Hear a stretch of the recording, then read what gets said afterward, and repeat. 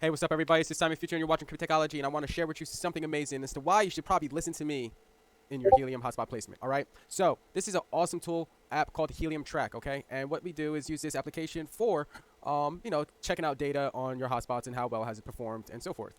Now, I just want to show you what you're looking at right now on this screen. Right now, in this map is a radius of 10 miles, and it's gathering all of the hotspots in 10 miles. And within 10 miles, we have selected 148 hotspots. And I want to show you, your boy is number 1, 2, 3, 4, 5, 6. Sixth placed here in 24 hours. All right? 24 hours. I'm number 6 out of 148 hotspots. And, well, let's just see. How about 7 days? What am I in 7 days? Maybe a little bit lower because there are some other hotspots here. But boom, look at that. I'm still part of the top 20. Out of 148 hotspots. I think that's something to be excited about in the last 30 days. These hotspots have, let's see, I haven't even been there 30 days yet. So let's just go back to 24 hours. So check this out right here. So out of all of these hotspots, damn, look at that one. I must have gotten consensus because I knew I was in 5th. I must have gotten, let's see, were there any consensus? Wow, look at that. Look at that.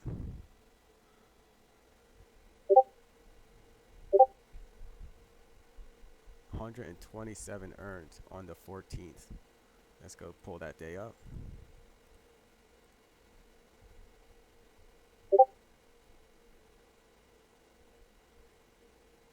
Oh yeah, consensus election right there. I missed it. Boom. Yep. Wow, congratulations. Urban Pine Goose, congratulations for being selected in consensus. Let's see how they performed. How long were they in consensus for? Man, look at that. Wow. 199 this day, and then 129 this day. Wow, congratulations to that hotspot owner. That is just awesome. How long were they in consensus for? Let's see. Consensus. Consensus. No consensus. Okay, here we go.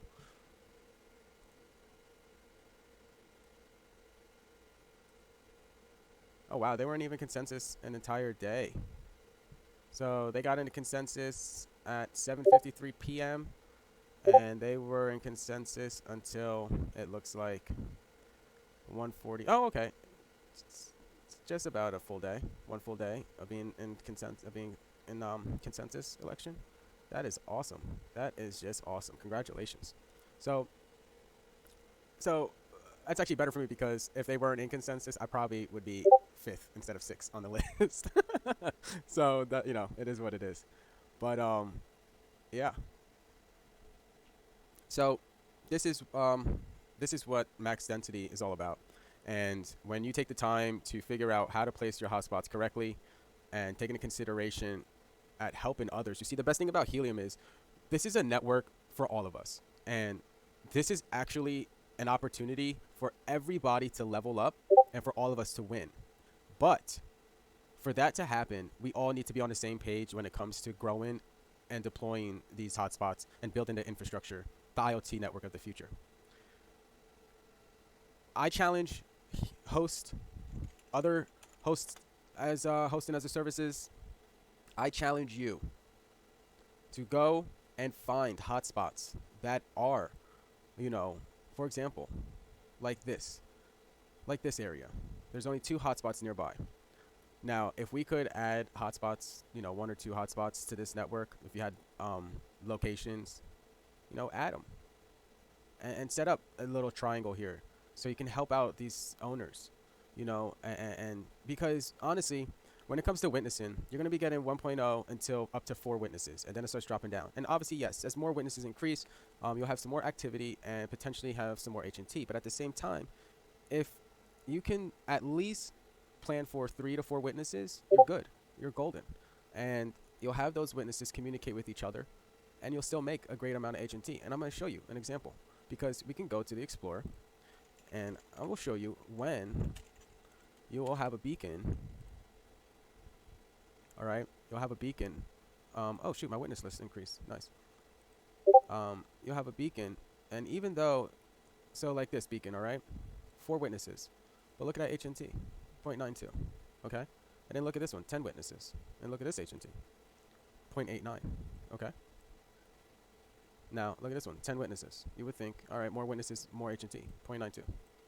All right, let's do it again. 9 witnesses. All right, let's go. 0.75. All right, 6 witnesses. Let's see. 0.80. 0 witnesses. Oh, matter of fact, speaking of 0 witnesses, I have an answer to that. 12 witnesses. 0.54. You see? So, just because you have a large witness on your beacon, that doesn't necessarily mean you're going to get a lot of HNT. 1 witness. Beacon. 0.24. So, the goal, yes, is to be around other hotspots. So, you can have more activity. So, you can witness other beacons. Be a witness to other hotspots. Because you're only getting roughly about 2 beacons a day, maybe 3 if you're lucky. But in between all of that is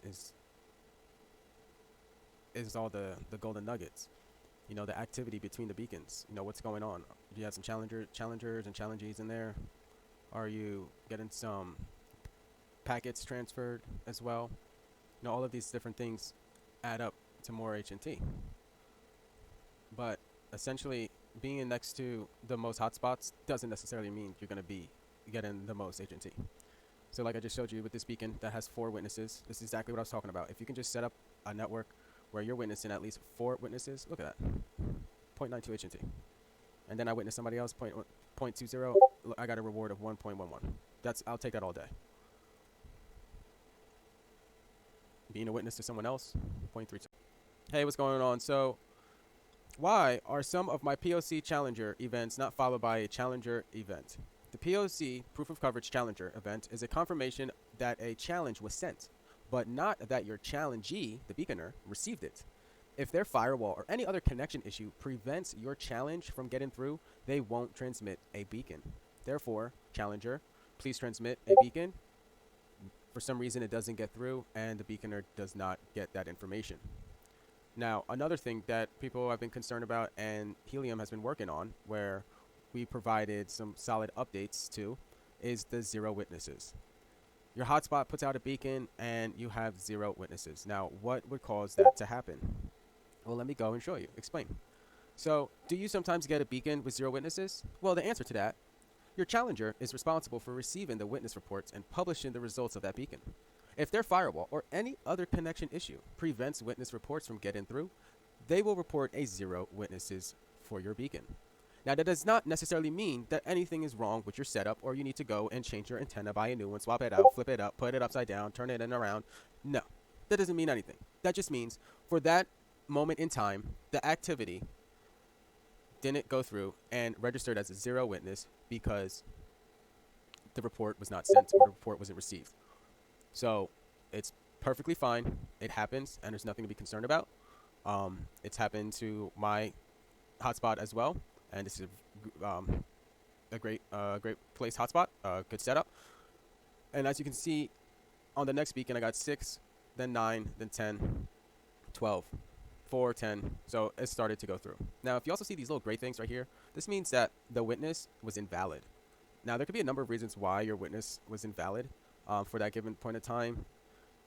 But if you want to go into more details as to why, I've been slowly tracking like the RSSI, SNR, distance, and data rate.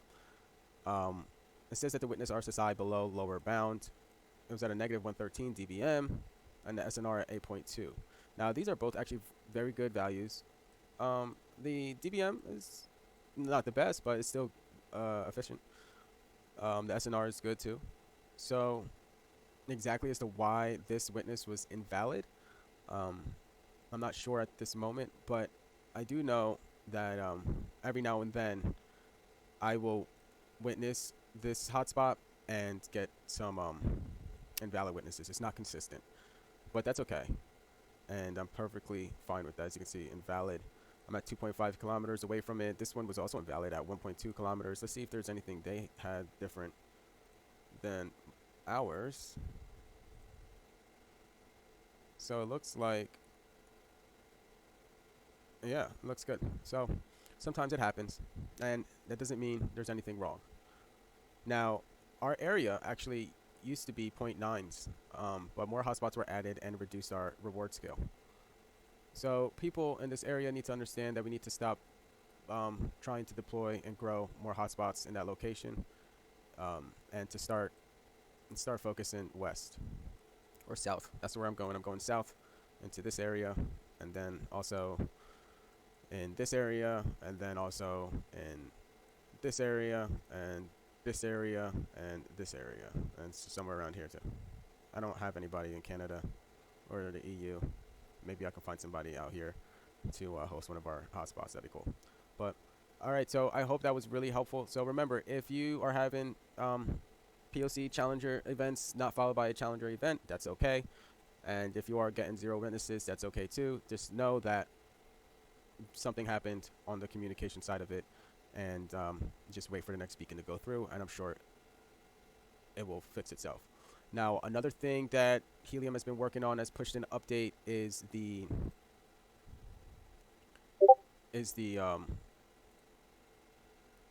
witness refresh interval. So they pushed it back to 200 blocks. It was normally at 3,000 blocks. They were very, very what's the word I'm looking for? Optimistic with changing it to 1, but looks like that was maybe a little too fast. So I like the idea. So the core developers have reduced the witness refresh interval too far, need to adjust it back to 200 blocks, which I think is a good interval. This should give us the performance benefits we're looking for and allow us some time to make changes to remove this completely, and you can read some more about it here. So I think that was a good idea. So there is a chain variable update going on right now. Be aware of that. Let's see if there's any news in validators. Validators, there was a release last night with some minor changes, and